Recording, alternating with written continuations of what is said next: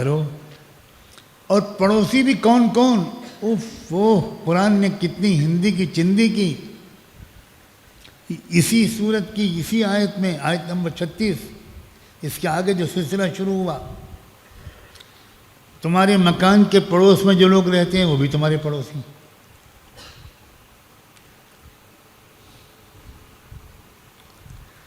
اور وہ پڑوسی بھی دو طرح کے، ایک وہ بھی تمہارا پڑوسی ہو سکتا ہے جو پڑوسی بھی ہو اور تمہارا رشتہ دار بھی ہو، تو یہ تو ڈبل اس کا حق ہو گیا. ایک وہ پڑوسی ہو سکتا ہے جس کا مکان تمہارے محلے میں ہو، تمہارے پڑوس میں ہو، اور وہ رشتہ دار نہیں ہے مگر پڑوسی ہے. اس کا بہت خیال رکھو، وہ مسلمان ہو یا نان مسلم، اس میں کوئی فرق نہیں پڑتا. ہر پڑوسی کا خیال کرو. اگر مسلمان صرف اسی پر عمل کر رہے ہوتے تو دنیا بھر کے پروپیگنڈے سے ہمارے ملک کے اچھے انسان کیا متاثر ہوئے ہوتے. وہ لوگ یہ کہتے ہیں کہ تم کیا بکواس کر رہے ہو، ہمارے پڑوس میں جو صاحب رہتے ہیں 5 وقت کے نمازی ہیں، بہت شریف انسان ہیں. میں نہیں مان سکتا کہ اسلام اتنا برا ہوتا ہے. لیکن ہم میں سے اکثر نے اپنے پڑوسیوں سے کوئی جان پہچان، کوئی تعارف، کوئی انٹروڈکشن، کچھ ملنا جلنا، کچھ گفٹ کے تبادلہ، کبھی کچھ تحفہ دے دیا، کبھی کچھ دے دیا، کبھی اپنے گھر بلا لیا، کبھی ان کے گھر چلے گئے، کبھی ان کے بچوں کو وش کر دیا. کرتے ہی نہیں. 40 سال پڑوس میں رہتے ہیں، ایک دوسرے کو جانتے بھی نہیں. میں بار زور دینا چاہ رہا ہوں، یہ اسلام نہیں ہے. اتنی پڑوسیوں کی قسمیں بیان کی اور آگے کہا آپ کے آفس میں جو لوگ کام کرتے ہیں وہ سب آپ کے پڑوسی ہیں. رہتے ہیں وہ 50 میل دور، لیکن صبح سے شام تک جس دفتر میں آپ کام کرتے ہیں اسی دفتر میں وہ بھی کام کرتے ہیں، تو صبح سے شام تک کے وہ بھی پڑوسی ہیں. کسی دفتر میں، کسی ادارے میں، کسی کالج میں، کسی بھی جگہ جتنے بھی کام کرنے والے اور کام کرنے والیاں ہیں وہ سب آپ کے پڑوسی. آپ کے کلاس میں جتنے لوگ ہیں نوجوانوں کے، جتنے کلاس فیلو، کلاس میٹس ہیں، سب پڑوسی ہیں. تھوڑی دیر کے لیے کہیں بیٹھے، اب ایک مجلس کے شرکا وہ سب ایک دوسرے کے پڑوسی ہو گئے. کتنا مہذب اور سیولائزڈ سسٹم سکھا رہا ہے اسلام. کتنی عجیب شاندار مہذب اپروچ ہے.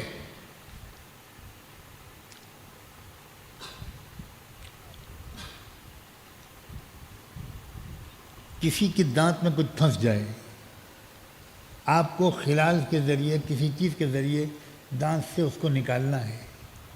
اسلام اس کا طریقہ سکھاتا ہے. منہ کھول کر خلال مت کیجیے. اللہ کے رسول ایسے کرتے تھے، بالکل ایک ہاتھ سے اپنے منہ کو کور کر لیتے تھے اور دوسرے ہاتھ سے آپ ٹوتھ پک یا خلال استعمال کرتے تھے. الٹرا سیولائزڈ اپروچ ہے اسلام.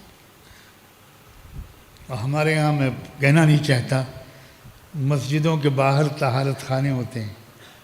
بہت سی مسجدیں وہ ہوتی ہیں کہ جس میں گھستے ہی آپ کو پہلے نظر آتا ہے چھوٹے استنجے کی جگہ.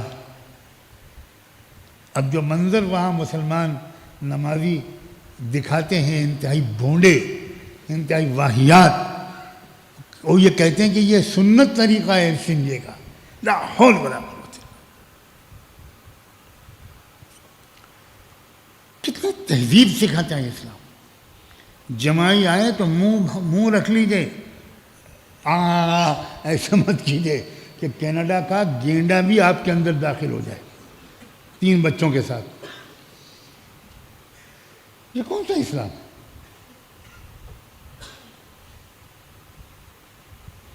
اور سگریٹ اور بیڑی اور حقہ، اللہ کی پناہ. میں نے ایک صاحب سے کہا، ایک صاحب پوچھنے لگے جب آپ اتنا برا بھلا کہتے ہیں سگریٹ بیڑی پینے والوں کو، تو کیا ہم لوگ جنت میں نہیں جائیں گے؟ میں نے کہا یہ تو میں نہیں کہہ سکتا، لیکن سگریٹ جلانے کے لیے جہنم میں جانا پڑے گا۔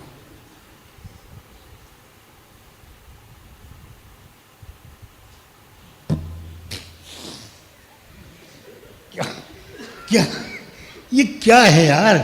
بکرا بھی اس طرح میں نہیں کرتا۔ کیا بتاؤں، قانون کا ڈر رہتا ہے، ورنہ باٹا کا نیا جوتا کم سے کم 313 مرتبہ تیل لگا کر انچے اور سر مڑا کر مارا جائے، بالکل جیسے ابھی بھی عمرہ کر کے آئے ہیں۔ یہ اسلام نہیں ہے، یہ بالکل اسلام نہیں۔ اعلیٰ درجے کی سول سوسائٹی، مہذب معاشرہ اسلام بنا۔ دنیا کے سب سے بڑے اجٹ قوم کو 10-15 سال کے اندر پوری دنیا کی تہذیبوں کے استاذوں کا استاد اسلام نے بنا دیا تھا۔ یہ ہے اسلام۔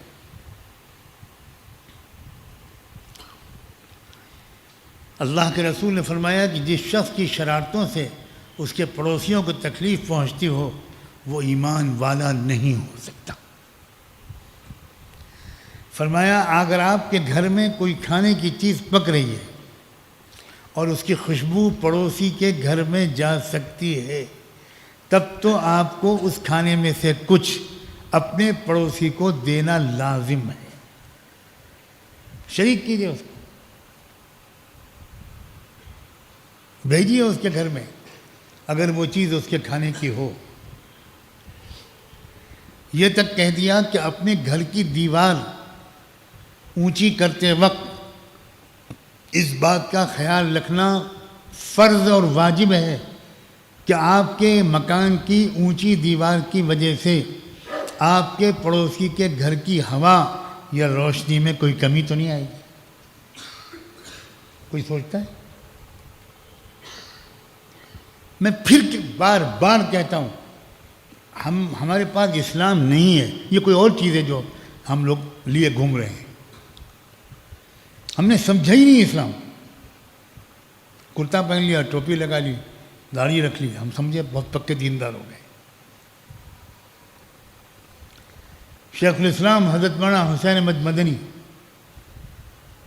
ٹرین میں سفر کر رہے تھے۔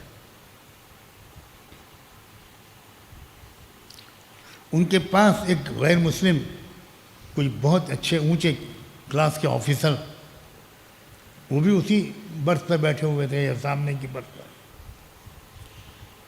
ذرا دیر کے بعد وہ اٹھ کے گئے باتھ روم جانے کے لیے ریل میں، اور 1 منٹ میں واپس آ گئے۔ تو حضرت مدنی نے پوچھا کہ بھائی صاحب آپ گئے اور واپس آ گئے؟ کہ ہاں میں باتھ روم جانا چاہتا تھا لیکن وہ بہت گندا تھا تو میں جا نہیں سکا۔ چپ رہے حضرت مدنی اور کچھ نہیں بولے، اور اس کے بعد 1 منٹ کے بعد چپکے سے اٹھے۔ وہ بیچارے یہ سمجھا کہ اب ان کو باتھ روم جانا ہوگا، تو وہ گئے۔ شیخ الاسلام اپنی صدی کے امام الاولیاء، حدیث کے سب سے بڑے عالم، 30 سال مدینہ منورہ میں رہ کر جس عالم ربانی نے حدیث کا سبق دیا، مسجد نبوی میں حدیث پڑھائی، وہ اٹھ کے جاتا ہے اور ریل کا ٹوائلٹ صاف کر کے آتا ہے دھو کر، اور واپس آ کے کہتا ہے بھائی صاحب اب آپ چلے جائیں۔ تو کیا کہہ رہے ہیں؟ نہیں وہ اب آپ چلے جائیں۔ یہ نہیں کہا میں صاف کر کے آیا ہوں، اب آپ جائیں، میں تو ابھی ہو کر آیا ہوں، جائیں۔ وہ جاتا ہے اور آنے کے بعد کہتا ہے یہ کیا ہوا؟ حضرت مدنی خاموش سر جھکا دیں گے کہ کچھ نہیں، آپ میرے بھائی، پیروں پہ گر جاتا ہے اور دہاڑے مار کے رونے لگتا ہے۔ آپ نے ٹوائلٹ صاف کیا ہے میرے لیے؟ حضرت مدنی نے کہا کہ بھائی میرے، میں نے اپنے فائدے کے لیے کیا ہے، آپ کیوں اس کو اتنی اہمیت دے رہے ہیں؟ میں چاہتا ہوں اللہ میرے گناہ معاف کر دے اور مجھے مغفرت کر کے جنت دے دے، بس میں نے اس لیے کیا ہے۔ یہ ہے اسلام، یہ ہے پڑوسی کا حق۔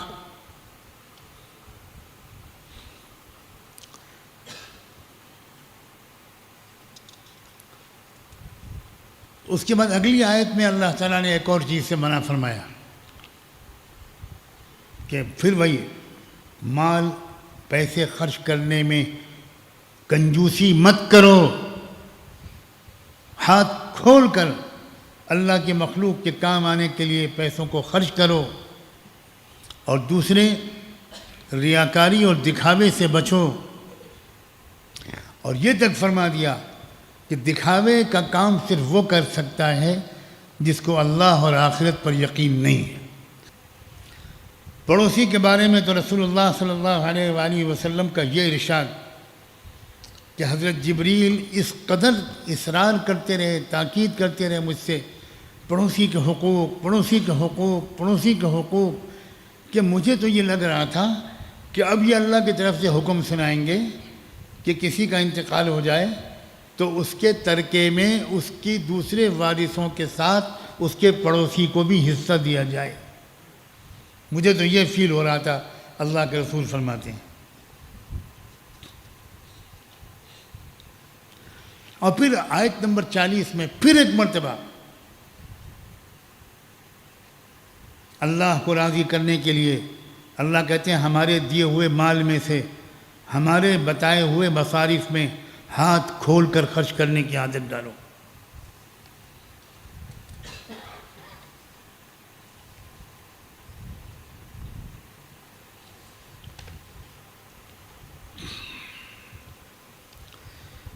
اس کے بعد ایک اور طریقہ سکھایا، تہذیب سکھائی جا رہی ہے۔ یہ پوری